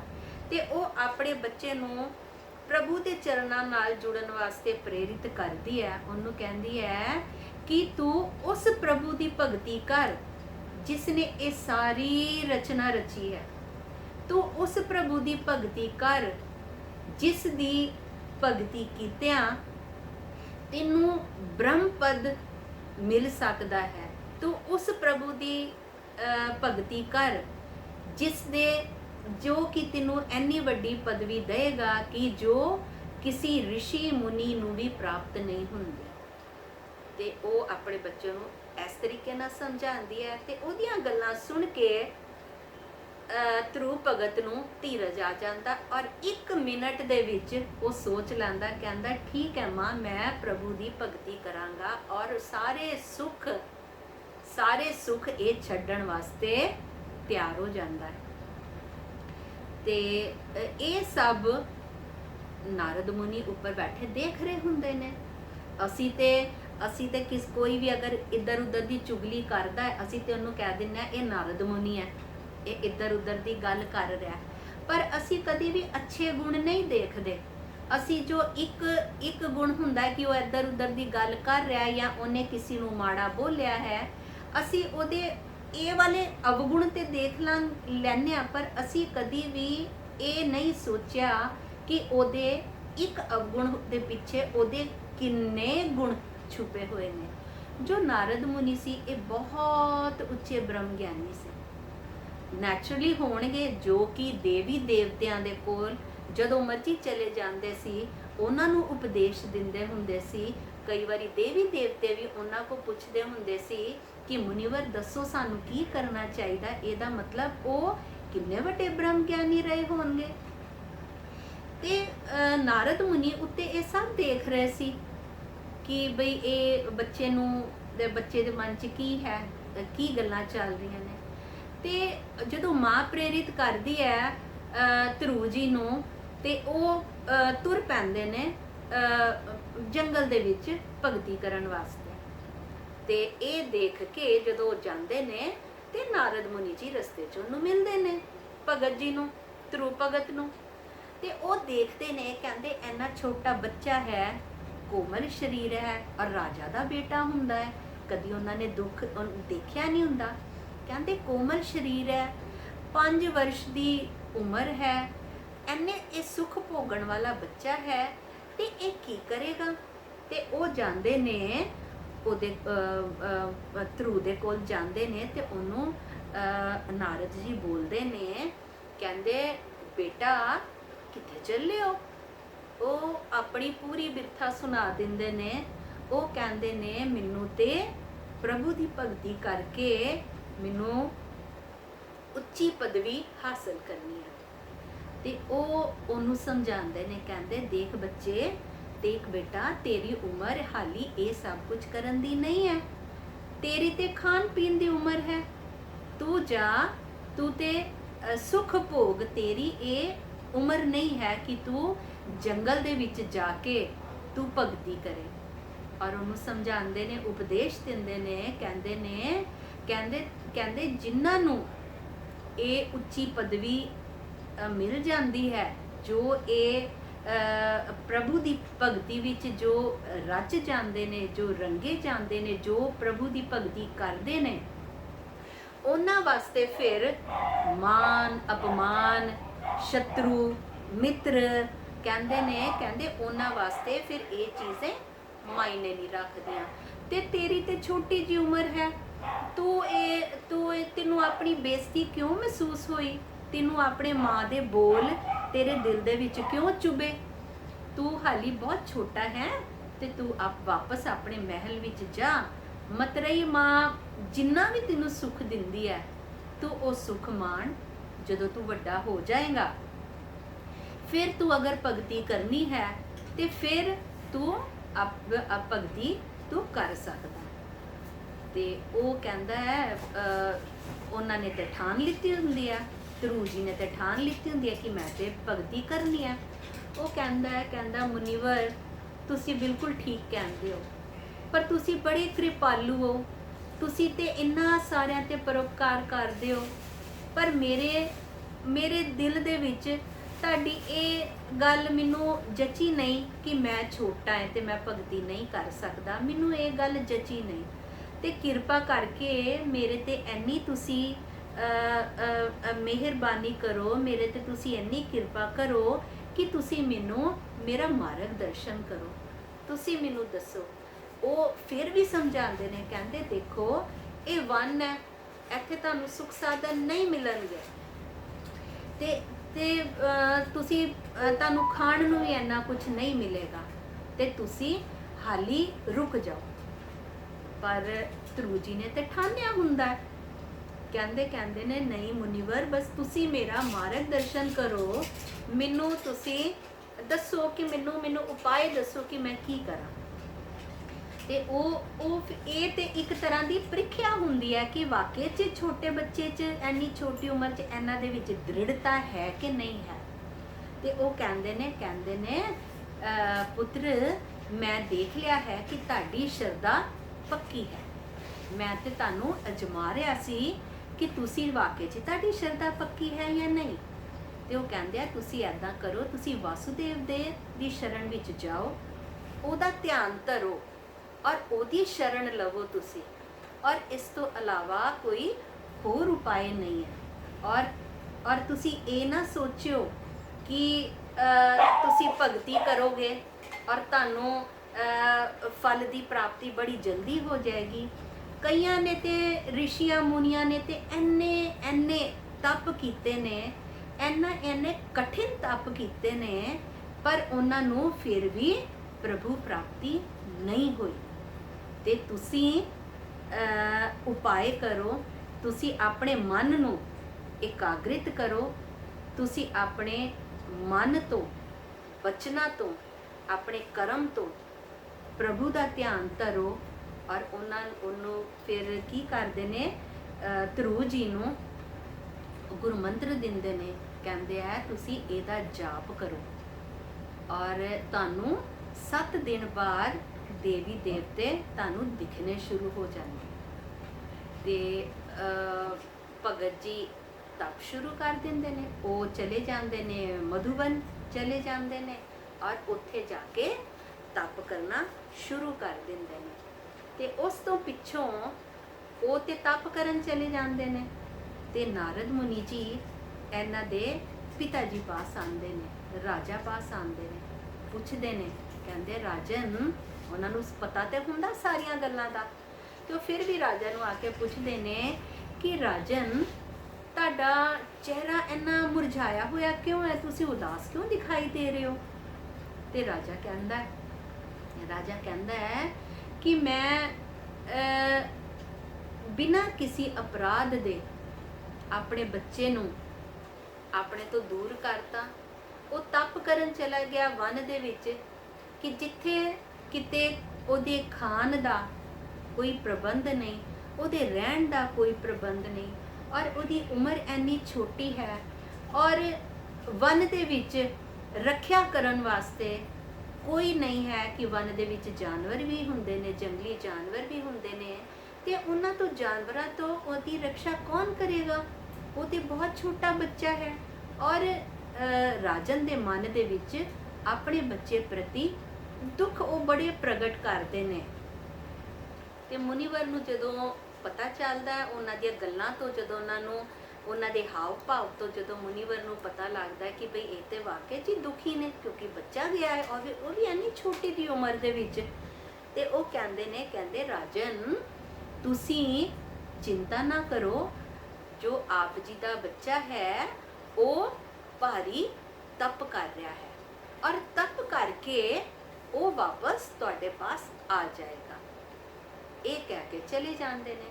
ਪਰ ਰਾਜਾ ਦਾ ਫਿਰ ਰਾਜਪਾਟ ਦੇ ਵਿੱਚ ਮਨ ਨਹੀਂ ਲੱਗਦਾ ਤੇ ਉਹ ਕੀ ਸੋਚਦੇ ਨੇ, ਉਹਦਾ ਰਾਜੇ ਦਾ ਤੇ ਮਨ ਨਹੀਂ ਲੱਗਦਾ। ਤੇ ਉੱਥੇ ਭਗਤ ਜੀ ਕਠਿਨ ਤਪੱਸਿਆ ਸ਼ੁਰੂ ਕਰ ਦਿੰਦੇ ਨੇ। ਪਹਿਲੇ ਮਹੀਨੇ ਕੀ ਹੁੰਦਾ ਹੈ, ਉਹ ਪਹਿਲੇ ਮਹੀਨੇ ਫਲ ਖਾਣੇ ਸ਼ੁਰੂ ਕਰਦੇ ਨੇ। ਜਦੋਂ ਤਪੱਸਿਆ 'ਚ ਜਦੋਂ ਉਹਨਾਂ ਗੁਰੂ ਮੰਤਰ ਮਿਲ ਜਾਂਦਾ ਹੈ ਤੇ ਗੁਰੂ ਮੰਤਰ ਤੋਂ ਕਰਨ ਤੋਂ ਬਾਅਦ ਚੋਂ ਉਹਨਾਂ ਨੂੰ ਰਸ ਆਉਣਾ ਸ਼ੁਰੂ ਹੋ ਜਾਂਦਾ ਹੈ, ਕਿਉਂਕਿ ਛੋਟੀ ਉਮਰ 'ਚ ਇਸ ਵਾਲੇ ਪਾਸੇ ਲੱਗ ਜਾਣਾ। ਦੇਖੋ ਸਾਡੇ ਮਨ 'ਚ ਤੇ ਬੜੇ ਛਲ ਕਪਟ ਹੁੰਦੇ ਨੇ, ਪਰ ਅਸੀਂ ਹਮੇਸ਼ਾ ਕਹਿੰਦੇ ਆ ਕਿ ਜੋ ਛੋਟੇ ਬੱਚੇ ਹੁੰਦੇ ਨੇ ਉਹ ਪਰਮਾਤਮਾ ਦਾ ਰੂਪ ਹੁੰਦਾ ਹੈ। ਕਿਉਂਕਿ ਉਹਨਾਂ ਦਾ ਮਨ ਨਿਰਮਲ ਹੁੰਦਾ ਹੈ। ਔਰ ਅਗਰ ਬੱਚੇ ਕੋਈ ਵੀ ਇਸ ਉਮਰ 'ਚ ਕੋਈ ਕੰਮ ਕਰਦੇ ਨੇ ਤੇ ਉਹ ਆਪਣੇ ਮਨ ਤੋਂ ਕੰਮ ਕਰਦੇ ਨੇ। ਤੇ ਇਸ ਲਈ ਛੋਟੀ ਉਮਰ ਦੇ ਵਿੱਚ ਜਦੋਂ ਉਹਨਾਂ ਨੇ ਪ੍ਰਭੂ ਧਿਆਨ ਕੀਤਾ, ਪ੍ਰਭੂ ਦਾ ਸਿਮਰਨ ਕੀਤਾ, ਤੇ ਉਹਨਾਂ ਨੂੰ ਰਸ ਆਉਣਾ ਸ਼ੁਰੂ ਹੋ ਗਿਆ। ਤੇ ਜਦੋਂ ਰਸ ਆਉਣਾ ਸ਼ੁਰੂ ਹੋ ਗਿਆ ਤੇ ਪਹਿਲੇ ਮਹੀਨੇ ਉਹਨਾਂ ਨੇ ਫਲ ਖਾਣੇ, ਕਿਉਂਕਿ ਜੰਗਲ 'ਚ ਤੇ ਹੋਰ ਕੁਝ ਮਿਲਦਾ ਨਹੀਂ ਸੀ। ਔਰ ਫਲ ਵੀ ਉਹਨਾਂ ਨੇ ਕਦੋਂ ਖਾਣੇ? ਤੀਸਰੇ ਦਿਨ ਫਲ ਖਾਣੇ, ਤੀਸਰੇ ਦਿਨ ਫਲ ਖਾਣੇ। ਔਰ ਉਹਨਾਂ ਨੇ ਪ੍ਰਭੂ ਦੇ ਸਿਮਰਨ 'ਚ ਲੱਗੇ ਰਹਿਣਾ। ਦੂਸਰੇ ਮਹੀਨੇ ਕੀ ਹੋਇਆ? ਉਹਨਾਂ ਨੇ ਫਲ ਛੱਡ ਦਿੱਤੇ, ਉਹਨਾਂ ਨੇ ਘਾਹ ਖਾਣੀ ਸ਼ੁਰੂ ਕਰਤੀ। ਤੀਸਰੇ ਮਹੀਨੇ ਕੀ ਹੋਇਆ? ਉਹਨਾਂ ਨੇ ਘਾਹ ਖਾਣੀ ਵੀ ਛੋੜਤੀ, ਉਹਨਾਂ ਨੇ ਸੁੱਕੇ ਪੱਤੇ ਖਾਣੇ ਸ਼ੁਰੂ ਕਰਤੇ। ਔਰ ਉਹ ਵੀ ਕਿਸ ਤਰ੍ਹਾਂ? ਪਹਿਲਾਂ ਤੇ ਉਹ ਤੀਸਰੇ ਦਿਨ ਖਾਂਦੇ ਹੁੰਦੇ ਸੀ, ਔਰ ਫਿਰ ਘਾਹ ਖਾਣੀ ਸ਼ੁਰੂ ਕਰਤੀ, ਔਰ ਤਪੱਸਿਆ 'ਚ ਲੱਗੇ ਰਹੇ, ਸਿਮਰਨ 'ਚ ਲੱਗੇ ਰਹੇ। ਉਸ ਤੋਂ ਬਾਅਦ ਉਹਨਾਂ ਨੇ ਸੁੱਕੇ ਪੱਤਿਆਂ ਤੇ ਆ ਗਏ। ਸੁੱਕੇ ਪੱਤੇ ਵੀ ਉਹਨਾਂ ਨੇ ਕਦੋਂ ਖਾਣੇ? ਪਹਿਲਾਂ ਉਹਨਾਂ ਨੇ 3 ਦਿਨਾਂ ਬਾਅਦ ਖਾਣਾ, ਆਹਾਰ ਖਾਂਦੇ ਸੀ। ਫਿਰ ਉਹਨਾਂ ਨੇ 7ਵੇਂ ਦਿਨ ਕਰਤਾ ਆਹਾਰ ਖਾਣਾ। ਫਿਰ ਉਸ ਤੋਂ ਬਾਅਦ ਉਹਨਾਂ ਨੇ 9ਵੇਂ ਦਿਨ ਖਾਣਾ। 9 ਦਿਨ ਤੋਂ ਬਾਅਦ ਉਹਨਾਂ ਨੇ 12 ਦਿਨ ਬਾਅਦ ਆਹਾਰ ਕਰਨਾ, ਸੁੱਕੇ ਪੱਤੇ ਖਾਣੇ। 5ਵੇਂ ਮਹੀਨੇ ਆ ਕੇ ਉਹਨਾਂ ਨੇ ਪੌਣਾ ਆਹਾਰ ਹੋ ਗਏ, 15 ਦਿਨ ਬਾਅਦ ਇੱਕ ਵਾਰੀ ਖਾਂਦੇ ਸੀ। ਤੇ ਉਸ ਤੋਂ ਬਾਅਦ ਉਹਨਾਂ ਨੂੰ ਕੀ ਹੋਇਆ? ਰਿੱਧੀਆਂ ਸਿੱਧੀਆਂ ਦੀ ਪ੍ਰਾਪਤੀ ਹੋ ਗਈ। ਜਦੋਂ ਰਿੱਧੀਆਂ ਸਿੱਧੀਆਂ ਦੀ ਪ੍ਰਾਪਤੀ ਹੋ ਗਈ ਤੇ ਉਹਦੇ 'ਚ ਕੀ ਹੋਇਆ? ਉਹਨਾਂ ਨੂੰ ਆਪਣੇ ਸਾਹਾਂ ਉੱਤੇ, ਆਪਣੇ ਸ਼ਵਾਸਾਂ ਉੱਤੇ ਉਹਨਾਂ ਨੂੰ ਕਾਬੂ ਪਾਣਾ ਆ ਗਿਆ। ਉਹਨਾਂ ਨੇ ਫਿਰ ਕੀ ਕੀਤਾ? ਉਹਨਾਂ ਦਾ ਐਵੇਂ ਹੀ ਨਾਮ ਅਮਰ ਨਹੀਂ ਹੋਇਆ, ਕਿਉਂਕਿ ਉਹਨਾਂ ਨੇ ਤਪੱਸਿਆ ਇੰਨੀ ਕਠਿਨ ਕੀਤੀ। ਤੇ ਉਹਨਾਂ ਨੇ ਕੀ ਕੀਤਾ? ਉਸ ਤੋਂ ਬਾਅਦ ਫਿਰ ਇੱਕ ਪੈਰ ਤੇ ਖੜੇ ਹੋ ਗਏ, ਕਿਉਂਕਿ ਉਹਨਾਂ ਨੂੰ ਆਪਣੇ ਸਾਹ, ਆਪਣੇ ਸ਼ਵਾਸ ਉਹਨਾਂ ਨੂੰ ਕੰਟਰੋਲ ਕਰਨੇ ਆ ਗਏ। ਅਸੀਂ ਕਈ ਵਾਰੀ ਇਤਿਹਾਸ 'ਚ ਪੜ੍ਹਦੇ ਹਾਂ। ਅਸੀਂ ਜਦੋਂ ਛੋਟੇ ਸੀ, ਉਦੋਂ ਪੁਰਾਣੇ ਜ਼ਮਾਨੇ 'ਚ ਅਸੀਂ ਕਹਾਣੀਆਂ ਵੀ ਪੜ੍ਹਦੇ ਹੁੰਦੇ ਸੀ ਛੋਟੇ ਹੁੰਦੇ, ਕਿ ਪੁਰਾਣੇ ਜ਼ਮਾਨੇ ਦੇ ਰਿਸ਼ੀ ਮੁਨੀਆਂ ਨੂੰ ਆਪਣੇ ਸਵਾਸ ਰੋਕਣੇ ਆਉਂਦੇ ਸੀ, ਕਾਬੂ ਕਰਨੇ ਆਉਂਦੇ ਸੀ। ਤੇ ਉਹਨਾਂ ਨੇ ਇੱਕ ਪੈਰ ਤੇ ਖੜੇ ਹੋ ਕੇ ਆਪਣੇ ਸਵਾਸ ਕਾਬੂ ਕਰਕੇ ਉਹਨਾਂ ਨੇ ਸਿਮਰਨ ਸ਼ੁਰੂ ਕਰਤਾ। ਔਰ ਐਸਾ ਸਿਮਰਨ ਉਹਨਾਂ ਨੇ ਪ੍ਰਭੂ ਦਾ ਕੀਤਾ ਕਿ ਉਹ ਵ੍ਰਿਕਸ਼ ਵਾਂਗ ਇੱਕ ਪੈਰ ਤੇ ਖੜੇ ਹੋ ਕੇ ਬਸ ਜੀ ਸਮਾਧੀ 'ਚ ਲੀਨ ਹੋ ਗਏ। ਤੇ ਜਦੋਂ ਉਹਨਾਂ ਨੇ ਆਪਣੇ ਸਵਾਸ ਕਾਬੂ ਕਰ ਲਏ, ਕਈ ਦਿਨ ਉਹ ਸਾਂਸ ਨਹੀਂ ਲੈਂਦੇ ਸੀ। ਤੇ ਇਹ ਸਾਰਾ ਦੇਖ ਕੇ ਪੂਰੇ ਜਗਤ ਦੇ ਵਿੱਚ ਖਲਬਲੀ ਮਚ ਗਈ। ਤੇ ਜਿਹੜੇ ਦੇਵੀ ਦੇਵਤੇ ਸੀ, ਕੁਝ ਫਿਰ ਉਹਨਾਂ 'ਚ ਵੀ ਖਲਬਲੀ ਮਚ ਗਈ। ਉਹ ਕਹਿੰਦੇ ਇਹ ਜਗਤ ਦੇ ਵਿੱਚ ਖਲਬਲੀ ਹੋ ਗਈ। ਉਹਨਾਂ ਨੂੰ ਲੱਗਾ ਕਿ ਬਈ ਇਹ ਕੌਣ ਇੰਨਾ ਭਾਰੀ ਤਪ ਕਰ ਰਿਹਾ। ਉਹ ਗਏ, ਫਿਰ ਉਹਨਾਂ ਨੇ ਆਪਣੇ ਪ੍ਰਭੂ ਨੂੰ ਅਰਦਾਸ ਕੀਤੀ। ਤੇ ਪ੍ਰਭੂ ਉਹਨਾਂ ਨੇ ਕਿਹਾ, ਕਹਿੰਦੇ ਪ੍ਰਭੂ ਇਹ ਕੀ ਹੈ? ਇਹ ਇੰਨੀ ਖਲਬਲੀ, ਇਹ ਖਲਬਲੀ ਪੂਰੇ ਜਗਤ 'ਚ ਕਿਉਂ ਪਈ ਹੋਈ ਹੈ? ਤੇ ਪ੍ਰਭੂ ਨੇ ਕੀ ਕਿਹਾ? ਪ੍ਰਭੂ ਨੇ ਉਹਨਾਂ ਨੂੰ ਕਿਹਾ ਕਿ ਇੱਕ ਮੇਰਾ ਬਾਲ ਭਗਤ ਹੈ ਜੋ ਕਿ ਇਹ ਭਾਰੀ ਤਪੱਸਿਆ ਕਰ ਰਿਹਾ ਹੈ, ਤੇ ਉਹਦਾ ਵੀ ਇਹ ਹੱਠ ਹੈ, ਉਹ ਬੜਾ ਹੱਠੀ ਹੈ ਔਰ ਉਹ ਬੜੀ ਕਠਿਨ ਤਪੱਸਿਆ ਕਰ ਰਿਹਾ ਹੈ। ਤੇ ਤੁਸੀਂ ਚਿੰਤਾ ਨਾ ਕਰੋ, ਮੈਂ ਉਹਦੇ ਪਾਸ ਜਾਵਾਂਗਾ, ਮੈਂ ਉਹਨੂੰ ਦਰਸ਼ਨ ਦਵਾਂਗਾ ਔਰ ਇਹ ਸਭ ਠੀਕ ਹੋ ਜਾਏਗਾ। ਤੇ ਪ੍ਰਭੂ ਗਏ, ਭਗਤ ਜੀ ਨੂੰ ਉਹਨਾਂ ਨੇ ਦਰਸ਼ਨ ਦਿੱਤੇ। ਉਹਨਾਂ ਨੇ ਜਦੋਂ ਦਰਸ਼ਨ ਕੀਤੇ, ਆਵਾਜ਼ ਮਾਰੀ, ਤੇ ਉਹ ਤੇ ਸਮਾਧੀ 'ਚ ਲੀਨ ਸੀ। ਉਹਨਾਂ ਤੇ ਕਿਰਪਾ ਦ੍ਰਿਸ਼ਟੀ ਹੋਈ ਪ੍ਰਭੂ ਦੀ, ਤੇ ਉਹਨਾਂ ਨੇ ਆਪਣੀਆਂ ਅੱਖਾਂ ਖੋਲੀਆਂ। ਜਦੋਂ ਅੱਖਾਂ ਖੋਲੀਆਂ, ਉਹਨਾਂ ਨੇ ਦੇਖਿਆ ਪ੍ਰਭੂ, ਤੇ ਉਹਨਾਂ ਨੇ ਉਹਨਾਂ ਨੂੰ ਨਮਸਕਾਰ ਕੀਤੀ। ਉਹਨਾਂ ਦੇ ਪੈਰਾਂ 'ਚ ਉਹਨਾਂ ਨੇ ਮੱਥਾ ਟੇਕਿਆ ਮਨ 'ਚ ਤੇ ਉਹਨਾਂ ਦਾ ਬੜਾ ਕੁਝ ਸੀ ਕਿ ਮੈਂ ਪ੍ਰਭੂ ਦੀ ਉਸਤਤ ਕਰਾਂ, ਮੈਂ ਪ੍ਰਭੂ ਦਾ ਗੁਣਗਾਨ ਕਰਾਂ। ਪਰ ਛੋਟੀ ਉਮਰ ਹੋਣ ਕਰਕੇ ਉਹਨਾਂ ਨੂੰ ਉਸਤਤ ਕਰਨੀ ਉਹਨਾਂ ਨੂੰ ਆਂਦੀ ਨਹੀਂ ਸੀ ਕਿ ਮੈਂ ਕੀ ਕਵਾਂ ਪ੍ਰਭੂ ਨੂੰ, ਮੈਂ ਕਿਸ ਤਰ੍ਹਾਂ ਦੇ ਸ਼ਬਦ ਯੂਜ਼ ਕਰਾਂ ਪ੍ਰਭੂ ਦੀ ਗੁਣ ਵਾਸਤੇ, ਕਿ ਮੈਂ ਉਹ, ਪਰ ਪ੍ਰਭੂ ਸੀ, ਪ੍ਰਭੂ ਉਹਨਾਂ ਦੇ ਮਨ ਦੀ ਗੱਲ ਜਾਣ ਗਏ ਕਿ ਛੋਟਾ ਬੱਚਾ ਹੈ, ਇਹਦੇ ਕੋਲ ਸ਼ਬਦ ਨਹੀਂ ਹੈਗੇ ਕਿ ਇਹ ਬੋਲ ਨਹੀਂ ਪਾ ਰਿਹਾ, ਪਰ ਇਹਦੇ ਮਨ 'ਚ ਉਸਤਤ ਕਰਨ ਦਾ ਬਹੁਤ ਚਾਅ ਹੈ। ਤੇ ਪ੍ਰਭੂ ਨੇ ਕੀ ਕੀਤਾ, ਉਹਨਾਂ ਕੋਲ ਸ਼ੰਖ ਸੀ ਤੇ ਉਹਨਾਂ ਨੇ ਭਗਤ ਧਰੂ ਜੀ ਦੇ ਮੁਖ ਨੂੰ ਜਦ ਸ਼ੰਖ ਲਗਾਇਆ ਤੇ ਉਹਨਾਂ ਨੂੰ ਸਭ ਗਿਆਨ ਪ੍ਰਾਪਤ ਹੋ ਗਿਆ। ਜਦੋਂ ਗਿਆਨ ਪ੍ਰਾਪਤੀ ਹੋਈ ਤੇ ਫਿਰ ਉਹਨਾਂ ਨੇ ਉਹਨਾਂ ਦੇ ਗੁਣਗਾਨ ਕੀਤੇ ਔਰ ਉਹਨਾਂ ਨੂੰ ਕੀ ਉਹਨਾਂ ਨੇ ਬੇਨਤੀ ਕੀਤੀ ਪ੍ਰਭੂ ਦੇ ਅੱਗੇ। ਧਰੂ ਜੀ ਨੇ ਬੇਨਤੀ ਕੀਤੀ, ਕਹਿੰਦੇ ਹੇ ਪ੍ਰਭੂ, ਮੇਰੇ ਤੇ ਇੰਨੀ ਕਿਰਪਾ ਕਰੋ ਕਿ ਤੁਹਾਡੇ ਨਾਮ ਦਾ ਰੰਗ ਮੇਰੇ ਮਨ ਤੋਂ ਕਦੀ ਉਤਰੇ ਨਾ। ਮੇਰੇ ਤੇ ਇੰਨੀ ਕਿਰਪਾ ਕਰੋ ਕਿ ਮੈਂ ਹਮੇਸ਼ਾ ਤੁਹਾਡੀ ਬੰਦਗੀ ਕਰਦਾ ਰਹਾਂ। ਮੇਰੇ ਤੇ ਇੰਨੀ ਕਿਰਪਾ ਕਰੋ ਕਿ ਮੈਨੂੰ ਐਸੀ ਸਤਸੰਗ ਬਖਸ਼ੋ ਕਿ ਮੈਂ ਆਪ ਜੀ ਦੇ ਗੁਣ ਸੁਣਦਾ ਰਹਾਂ ਤੇ ਮੈਂ ਆਪ ਜੀ ਦਾ ਗੁਣਗਾਨ ਕਰਦਾ ਰਹਾਂ। ਤੇ ਪ੍ਰਭੂ ਉਹਦੇ ਤੇ ਬੜੇ ਪ੍ਰਸੰਨ ਹੋਏ। ਉਹਨਾਂ ਨੂੰ ਕਿਹਾ, ਕਹਿੰਦੇ ਤੂੰ ਇੰਨੀ ਕਠਿਨ ਤਪੱਸਿਆ ਕੀਤੀ ਹੈ, ਕਹਿੰਦੇ ਤੈਨੂੰ ਤੂੰ ਉਹ ਪਦਵੀ ਪ੍ਰਾਪਤ ਕੀਤੀ ਹੈ ਕਿ ਜਿੱਥੇ ਕੋਈ ਰਿਸ਼ੀ ਮੁਨੀ ਨਹੀਂ ਪਹੁੰਚਿਆ, ਔਰ ਤੇਰੀ ਭਗਤੀ, ਤੇਰਾ ਨਾਮ ਅਟਲ ਹੈ, ਤੇਰਾ ਨਾਮ ਹਮੇਸ਼ਾ ਹਮੇਸ਼ਾ ਰਹੇਗਾ। ਤੇ ਉਹਨਾਂ ਨੇ ਫਿਰ ਇਹ ਵੀ ਕਿਹਾ ਕਿ ਹੁਣ ਤੁਸੀਂ, ਮੇਰੀ ਆਗਿਆ ਹੈ ਇਹ ਹੈ ਕਿ ਤੁਸੀਂ ਹੁਣ ਵਾਪਸ ਜਾਓ, ਆਪਣੇ ਪਿਤਾ ਪਾਸ ਜਾਓ ਔਰ ਤੁਸੀਂ ਰਾਜ ਪਾਟ ਭੋਗੋ। ਤੇ ਇਹ ਸਾਡੀ ਦੇਖੋ ਬਾਣੀ 'ਚ ਵੀ ਆਂਦਾ ਹੈ, ਬਾਣੀ 'ਚ ਵੀ ਲਿਖਿਆ ਹੈ ਕਿ ਸਾਨੂੰ ਭਗਤੀ ਕਿੱਦਾਂ ਕਰਨੀ ਚਾਹੀਦੀ ਹੈ। ਤੇ ਇਹਦੇ 'ਚ ਵੀ ਆਂਦੇ ਨੇ ਧਰੂ ਪ੍ਰਹਿਲਾਦ ਜਪਿਓ ਹਰ ਜੈਸੇ, ਕਿ ਕਿਸ ਤਰ੍ਹਾਂ ਬਾਣੀ ਸਾਨੂੰ ਪੜ੍ਹਨੀ ਚਾਹੀਦੀ ਹੈ। ਜਿੱਦਾਂ ਧਰੂ ਨੇ ਭਗਤੀ ਕੀਤੀ, ਜਿਸ ਤਰ੍ਹਾਂ ਪ੍ਰਹਿਲਾਦ ਜੀ ਨੇ ਭਗਤੀ ਕੀਤੀ, ਸਾਨੂੰ ਬਾਣੀ ਏਦਾਂ ਪੜ੍ਹਨੀ ਚਾਹੀਦੀ ਹੈ। ਤੇ ਅਸੀਂ ਸਾਰੇ ਇਹ ਅਰਦਾਸ ਕਰੀਏ ਕਿ ਵਾਹਿਗੁਰੂ ਸਾਨੂੰ ਵੀ ਇੰਨੀ ਮਤ ਬਖਸ਼ਣ ਕਿ ਸਾਡੇ ਮਨ 'ਚ ਵੀ ਪ੍ਰਭੂ ਵਾਸਤੇ, ਪਰਮਾਤਮਾ ਵਾਸਤੇ ਇੰਨਾ ਪਿਆਰ ਜਾਗ ਜਾਏ ਕਿ ਅਸੀਂ ਵੀ ਪ੍ਰਭੂ ਦੀ ਬੰਦਨਾ ਕਰੀਏ, ਭਗਤੀ ਕਰੀਏ। ਤੇ ਜੋ ਅੱਜ ਵਾਲਾ ਸ਼ਬਦ ਹੈ, ਇਹ ਮਾਤਾ ਔਰ ਜੋ ਧਰੂ ਜੀ ਦੀ ਮਾਤਾ ਸੀ ਉਹਨਾਂ ਦਾ ਔਰ ਧਰੂ ਜੀ ਦੇ ਵਿੱਚ ਜੋ ਵਾਰਤਾਲਾਪ ਹੁੰਦੀ ਹੈ।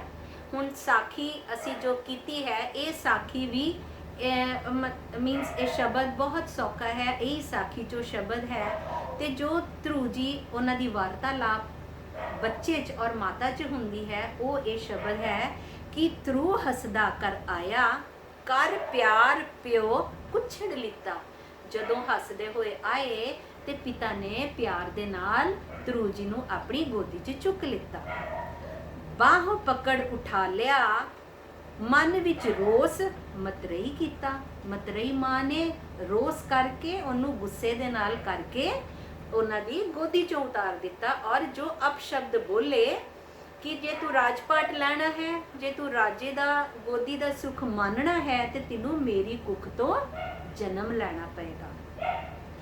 ਡੱਡੂ ਲੀਕਾ ਮਾਂ ਪੁੱਛੈ, ਡੱਡੂ ਲੀਕਾ ਹੁੰਦੀ ਹੈ ਅਵਸਥਾ ਜਿਹੜਾ ਬੱਚਾ, ਜਦੋਂ ਛੋਟਾ ਬੱਚਾ ਡਰ ਜਾਂਦਾ ਹੈ, ਉਹਦੀ ਅੱਖਾਂ 'ਚ ਆਂਸੂ ਆ ਜਾਂਦੇ ਨੇ, ਡਰ ਦੇ ਨਾਲ ਚਿਹਰਾ ਦਾ ਰੰਗ ਉੱਡ ਜਾਂਦਾ ਹੈ ਔਰ ਬੱਚਾ ਜਦੋਂ ਰੋਂਦਾ ਹੈ, ਉਹ ਅਵਸਥਾ ਨੂੰ ਕਹਿੰਦੇ ਨੇ ਡੱਡੂ ਲੀਕਾ। ਇਸ ਅਵਸਥਾ ਵਿੱਚ ਰੋਂਦੇ ਰੋਂਦੇ ਹੋਏ ਉਹਨਾਂ ਨੇ ਆਪਣੀ ਮਾਂ ਨੂੰ ਪੁੱਛਿਆ, ਤੂੰ ਸਵਾਣੀ ਹੈ ਕਿ ਸੁਰੀਤਾ? ਉਹਨੇ ਆਪਣੀ ਮਾਂ ਨੂੰ ਪੁੱਛਿਆ, ਮਾਂ ਤੂੰ ਰਾਣੀ ਹੈ ਕਿ ਤੂੰ ਗੋਲੀ ਹੈ? ਕਿ ਅਗਰ ਤੂੰ ਰਾਣੀ ਹੈ ਤੇ ਤੇਰੀ ਕਿਉਂ ਨਹੀਂ ਚੱਲਦੀ, ਔਰ ਤੂੰ ਗੋਲੀ ਹੈ ਕਿ ਤੂੰ ਇੱਥੇ ਰਾਣੀ ਹੈ? ਸਾਵਾਣੀ ਹਾਂ ਜਨਮ ਕੀ, ਨਾਮ ਨਾ ਭਗਤੀ ਕਰਮ ਦ੍ਰਿੜਤਾ। ਤੇ ਮਾਂ ਕੀ ਕਹਿੰਦੀ ਹੈ? ਕਹਿੰਦੀ ਹੈ ਮੈਂ ਨਾਮ ਤੋਂ ਤੇ ਰਾਣੀ ਹਾਂ, ਕਿਉਂਕਿ ਮੈਂ ਰਾਜਾ ਦੇ ਘਰ ਪੈਦਾ ਹੋਈ ਹੈ, ਮੈਂ ਰਾਜੇ ਦੇ ਨਾਲ ਵਿਆਹੀ ਹੈ। ਨਾਮ ਤੋਂ ਤੇ ਮੈਂ ਰਾਣੀ ਹਾਂ, ਪਰ ਕਰਮਾਂ ਕਰਕੇ ਮੈਂ ਗੋਲੀ ਹਾਂ। ਕਿਸ ਉਦਮ ਦੇ ਰਾਜ ਮਿਲੇ, ਸਤਰ ਤੇ ਸਭ ਹੋਵਨ ਮੀਤਾ। ਪਰ ਦੇਖੋ ਧਰੂ ਪ੍ਰਹਿਲਾਦ ਜੀ ਵੀ ਛੋਟੇ ਬੱਚੇ ਸੀ, ਪਰ ਉਹਨਾਂ ਦੇ ਮਨ ਦੇ ਵਿੱਚ ਇਹ ਨਹੀਂ ਸੀ ਕਿ ਮੈਂ ਬਦਲਾ ਲਵਾਂ। ਤੇ ਉਹਨਾਂ ਨੇ ਆਪਣੀ ਮਾਤਾ ਨੂੰ ਕੀ ਪੁੱਛਿਆ? ਕਹਿੰਦੇ ਆ ਮੈਂ ਕੀ ਉਦਮ ਕਰਾਂ, ਕਿਸ ਉਦਮ ਤੇ ਰਾਜ ਮਿਲੇ, ਮੈਂ ਕੀ ਕਰਾਂ ਕਿ ਮੈਨੂੰ ਰਾਜ ਮਿਲੇ, ਮੈਨੂੰ ਰਾਜਪਾਟ ਮਿਲੇ। ਸਤਰ ਤੇ ਸਭ ਹੋਵਨ ਮੀਤਾ, ਮੇਰੇ ਸ਼ਤਰੂ ਨੇ ਜੋ ਵੀ ਉਹ ਮੇਰੇ ਮਿੱਤਰ ਬਣ ਜਾਣ। ਤੇ ਉਹਨਾਂ ਦਾ ਹਿਰਦੇ ਕੋਮਲ ਸੀ, ਉਹਨਾਂ ਨੇ ਬਦਲਾ ਲੈਣ ਦੀ ਨਹੀਂ ਸੋਚੀ, ਉਹਨਾਂ ਨੂੰ ਸਿਰਫ ਇਹ ਸੀ ਕਿ ਮੈਨੂੰ ਗੋਦੀ ਤੋਂ ਕਿਉਂ ਉਤਾਰ ਦਿੱਤਾ ਤੇ ਮੈਂ ਕੀ ਕਰਾਂ ਕਿ ਜੋ ਮੈਨੂੰ ਇਹ ਪਿਆਰ ਕਰਨ ਸਾਰੇ। ਤੇ ਮਾਤਾ ਨੇ ਕੀ ਉੱਤਰ ਦਿੱਤਾ, ਪਰਮੇਸ਼ਵਰ ਆਰਾਧੀਏ ਜਿੱਦੂ ਹੋਈਏ ਪਤਿਤ ਪੁਨੀਤਾ। ਤੇ ਮਾਂ ਨੇ ਕੀ ਕਿਹਾ ਕਿ ਉਸ ਪਰਮੇਸ਼ਰ ਨੂੰ ਆਰਾਧ ਜਿਸ ਨੂੰ ਆਰਾਧਿਆ ਕਈ ਪਾਪੀ ਵੀ ਪਵਿੱਤਰ ਬਣ ਜਾਂਦੇ, ਕਈ ਪਾਪੀ ਵੀ ਤਰ ਜਾਂਦੇ ਨੇ। ਤੇ ਫਿਰ ਉਹ ਪੁੱਛਦੇ ਨੇ, ਉਹ ਜਦੋਂ ਬਾਹਰ ਜਾਣ ਲੱਗਦੇ ਨੇ, ਕਹਿੰਦੇ ਬਾਹਰ ਚੱਲਿਆ ਕਰਨ ਤਪ ਮਨ ਬੈਰਾਗੀ ਹੋਏ ਅਤੀਤਾ। ਤੇ ਜਦੋਂ ਸੀਗੇ ਤੇ ਉਹ ਛੋਟੇ ਬੱਚੇ ਹੀ ਨਾ, ਤੇ ਜਦੋਂ ਬਾਹਰ ਤਪ ਕਰਨ ਨੂੰ ਚੱਲੇ ਨਾ, ਤੇ ਉਹਨਾਂ ਦੇ ਮਨ 'ਚ ਬੈਰਾਗ ਆ ਗਿਆ ਕਿ ਮੈਂ ਹੁਣ ਤਪ ਕਰਨ ਚੱਲਿਆ, ਮੈਂ ਆਪਣੇ ਘਰ ਤੋਂ ਛੋਟੇ ਬੱਚੇ ਹੀ ਸੀ। ਤੇ ਨਾਰਦ ਮੁਨ ਉਪਦੇਸਿਆ ਨਾਮ ਨਿਧਾਨ ਅਮਿਉਰਸ ਪੀਤਾ। ਤੇ ਉਹਨਾਂ ਨੇ ਫਿਰ ਨਾਰਦ ਮੁਨੀ ਜੀ ਨੇ ਉਹਨਾਂ ਨੂੰ ਜੋ ਉਪਦੇਸ਼ ਕੀਤਾ ਕਿ ਇਹ ਜੋ ਕਰਦੇ ਨੇ, ਜਿਸ ਤਰ੍ਹਾਂ ਕਿ ਉਹਨਾਂ ਨੇ ਕਿਹਾ ਕਿ ਜੋ ਵੀ ਇਹ ਰਸ ਪੀ ਲੈਂਦੇ ਨੇ, ਜੋ ਪ੍ਰਭੂ ਨੂੰ ਧਿਆ ਲੈਂਦੇ ਨੇ, ਉਹਨਾਂ ਦੇ ਵਾਸਤੇ ਫਿਰ ਕੋਈ ਵੀ ਮਾਨ ਅਪਮਾਨ ਇਹ ਮਾਇਨੇ ਨਹੀਂ ਰੱਖਦੇ। ਤੇ ਉਹ ਜੋ ਪ੍ਰਭੂ ਦੇ ਵਿੱਚ ਰੰਗ 'ਚ ਰੰਗੇ ਜਾਂਦੇ ਨੇ, ਉਹਨਾਂ ਨੂੰ ਫਿਰ ਆਪਣੇ ਮਿੱਤਰ ਸ਼ਤਰੂ ਉਹਨਾਂ ਨੂੰ ਸਭ ਇੱਕੋ ਜਿਹੇ ਲੱਗਦੇ ਨੇ। ਤੇ ਉਹਨਾਂ ਨੇ ਇਹ ਉਹਨੂੰ ਉਪਦੇਸ਼ ਦਿੱਤਾ ਭਗਤ ਜੀ ਨੂੰ। ਪਿੱਛੋਂ ਰਾਜੇ ਸੱਦਿਆ ਅਭਿਚਲ ਰਾਜ ਕਰੋ ਨਿਤ ਨੀਤਾ। ਜਦੋਂ ਉਹ ਜਾਣ ਲੱਗੇ ਸੀ ਨਾ, ਤੇ ਉਹਨਾਂ ਦੇ ਪਿਤਾ ਨੇ ਪਿੱਛੋਂ ਆਵਾਜ਼ ਮਾਰੀ, ਜਦੋਂ ਉਹ ਘਰੋਂ ਚੱਲੇ ਵਨ ਵਿੱਚ ਤਪ ਕਰਨ ਵਾਸਤੇ, ਤੇ ਰਾਜੇ ਨੇ ਪਿੱਛੋਂ ਆਵਾਜ਼ ਮਾਰੀ ਕਿ ਪੁੱਤਰ ਤੁਸੀਂ ਇੰਨੇ ਛੋਟੇ ਹੋ, ਤੁਸੀਂ ਵਨ 'ਚ ਨਾ ਜਾਓ ਤਪੱਸਿਆ ਕਰਨ, ਵਾਪਸ ਆ ਜਾ ਬੇਟਾ, ਮੈਂ ਤੈਨੂੰ ਅੱਧਾ ਰਾਜ ਦੇ ਦਾਂਗਾ, ਤੂੰ ਵਾਪਸ ਆ ਜਾ। ਪਰ ਉਹਨਾਂ ਨੇ ਕੀ ਸੋਚਿਆ ਕਿ ਹਾਲੀ ਤੇ ਮੈਂ ਜਾਣ ਦਾ ਨਾਮ ਹੀ ਲਿੱਤਾ ਤੇ ਮੈਨੂੰ ਅੱਧਾ ਰਾਜ ਮਿਲ ਰਿਹਾ, ਤੇ ਜੇ ਮੈਂ ਪ੍ਰਭੂ ਨੂੰ ਪਾਲਾਂਗਾ ਤੇ ਮੈਨੂੰ ਕੀ ਕੁਝ ਨਹੀਂ ਮਿਲੇਗਾ। ਉਹਨਾਂ ਨੇ ਇਹ ਸੋਚਿਆ ਤੇ ਉਹਨਾਂ ਨੇ ਕਿਹਾ ਕਿ ਹੁਣ ਤੇ ਮੇਰੀ ਮਾਂ ਨੇ ਬਿਲਕੁਲ ਮੈਨੂੰ ਠੀਕ ਉਪਦੇਸ਼ ਦਿੱਤਾ ਹੈ ਕਿ ਮੈਂ ਹਾਲੀ ਘਰੋਂ ਪੈਰ ਰੱਖਿਆ ਜਾਣ ਵਾਸਤੇ, ਔਰ ਮੇਰੇ ਪਿਤਾ ਕਹਿ ਰਹੇ ਨੇ ਕਿ ਤੈਨੂੰ ਮੈਂ ਉਹ ਦੇ ਦਿਨਾ, ਰਾਜਪਾਟ ਦੇ ਦਿਨਾ, ਤੂੰ ਵਾਪਸ ਆ ਜਾ। ਤੇ ਇਹਦਾ ਮਤਲਬ ਮੈਂ ਪ੍ਰਭੂ ਪ੍ਰਾਪਤੀ ਜਦੋਂ ਕਰ ਲਾਂਗਾ, ਮੈਨੂੰ ਤੇ ਫਿਰ ਦੁਨੀਆ ਦੀ ਹਰ ਇੱਕ ਚੀਜ਼ ਮਿਲ ਜਾਏਗੀ। ਹਾਰ ਚਲੇ ਗੁਰਮੁਖ ਜਗ ਜੀਤਾ। ਔਰ ਕਹਿੰਦੇ ਨੇ ਜੋ ਧਰਮ ਦੇ ਖੇਤਰ ਦੇ ਵਿੱਚ ਜੋ ਹਾਰ ਜਾਂਦੇ ਨੇ, ਜੋ ਆਪਣੇ ਆਪ ਨੂੰ ਵਾਹਿਗੁਰੂ ਦੇ ਅੱਗੇ ਹਾਰ ਜਾਂਦੇ ਨੇ, ਉਹ ਫਿਰ ਉਹ ਜਗ ਨੂੰ ਜਿੱਤ ਲੈਂਦੇ ਨੇ। ਜਿਸ ਤਰ੍ਹਾਂ ਕਹਿੰਦੇ ਨੇ ਸੁਖਮਨੀ ਸਾਹਿਬ 'ਚ ਵੀ ਆਉਂਦਾ ਹੈ ਕਿ ਆਪਸ ਕੋ ਜੋ ਗਨੀਏ ਨੀਚਾ, ਆਪਸ ਜੋ ਕਹਿੰਦੇ ਜੋ ਆਪਸ ਨੂੰ ਆਪਣੇ ਆਪ ਨੂੰ ਜੋ ਸਾਰਿਆਂ ਤੋਂ ਨੀਵਾਂ ਸਮਝ ਲੈਂਦਾ, ਉਹ ਫਿਰ ਕੀ ਹੋ ਜਾਂਦਾ, ਉਹ ਸਾਰਿਆਂ ਤੋਂ ਉੱਚਾ ਹੋ ਜਾਂਦਾ। ਮਨ ਵੇਚੈ ਸਤਿਗੁਰ ਕੇ ਪਾਸ, ਜੋ ਆਪਣੇ ਆਪ ਨੂੰ ਵਾਹਿਗੁਰੂ ਦੇ ਕੋਲ ਵੇਚ ਦਿੰਦੇ ਨੇ, ਉਹਨਾਂ ਨੂੰ ਫਿਰ ਸਭ ਕੁਝ ਵਾਹਿਗੁਰੂ ਪ੍ਰਾਪਤੀ ਹੋ ਜਾਂਦੀ ਹੈ। ਤੇ ਕਹਿੰਦੇ ਨੇ ਜੋ ਧਰਮ ਦੇ ਰਸਤੇ ਤੇ, ਜੋ ਧਰਮ ਦੇ ਖੇਤਰ ਦੇ ਵਿੱਚ ਜੋ ਆਪਣੇ ਆਪ ਨੂੰ ਵਾਹਿਗੁਰੂ ਦੇ ਅੱਗੇ ਹਾਰ ਜਾਂਦੇ ਨੇ, ਉਹ ਸਾਰਿਆਂ ਨੂੰ, ਉਹ ਪੂਰੇ ਜਗਤ ਨੂੰ ਜਿੱਤ ਲੈਂਦੇ ਨੇ। ਤੇ ਅੱਜ ਅਸੀਂ ਐਨੀ ਜੀ ਸੇਵਾ ਸੰਗਤ ਜੀ ਪ੍ਰਵਾਨ ਕਰਨਾ, ਜੋ ਗਲਤੀਆਂ ਹੋ ਗਈਆਂ ਹੋਣ ਮਾਫ ਕਰ ਦੇਣਾ। ਹੁਣ ਅਸੀਂ ਸ਼ਬਦ ਪੜ੍ਹਦੇ ਹਾਂ।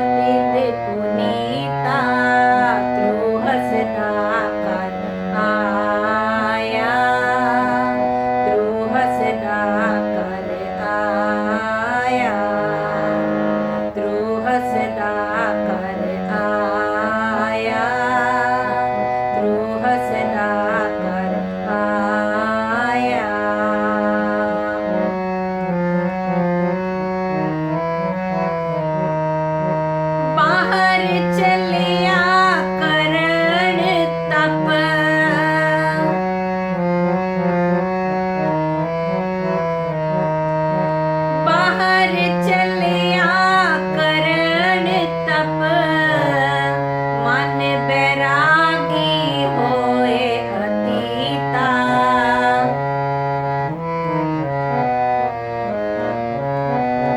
मन बैरागी होए अतीता।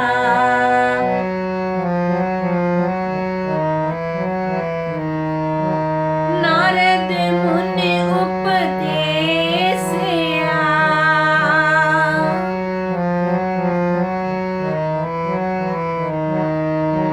नारद मुनि उपदेसिया, नाम निदान अमयो रस पीता।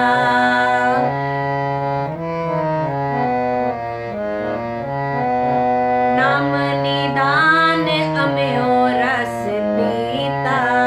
ध्रुव सदा कर आया, ध्रुव सदा कर आया, ध्रुव सदा कर आया, ध्रुव सदा कर आया।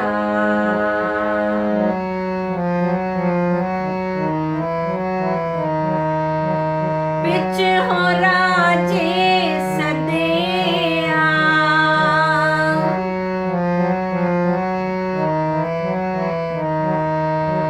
बिच हो राजे सदिया। अब चले राज करो नित नीता।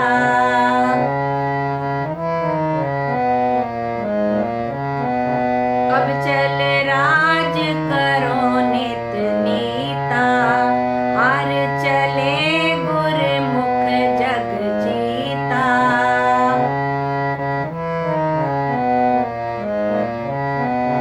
हर चले गुरमुख जग जीता। ध्रुव सदा कर आया, ध्रुव सदा कर आया, ध्रुव सदा कर आया, ध्रुव सदा कर आया। कर प्यार प्यो पुछड़ लीता।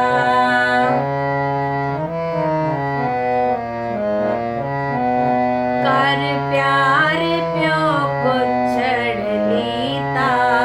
ध्रुव सदा कर आया, ध्रुव सदा कर आया, ध्रुव सदा कर आया, ध्रुव सदा कर आया, ध्रुव सदा कर आया, ध्रुव सदा कर आया, ध्रुव सदा कर आया। वाहिगुरु वाहिगुरु जी का खालसा, वाहिगुरु जी की फतेह।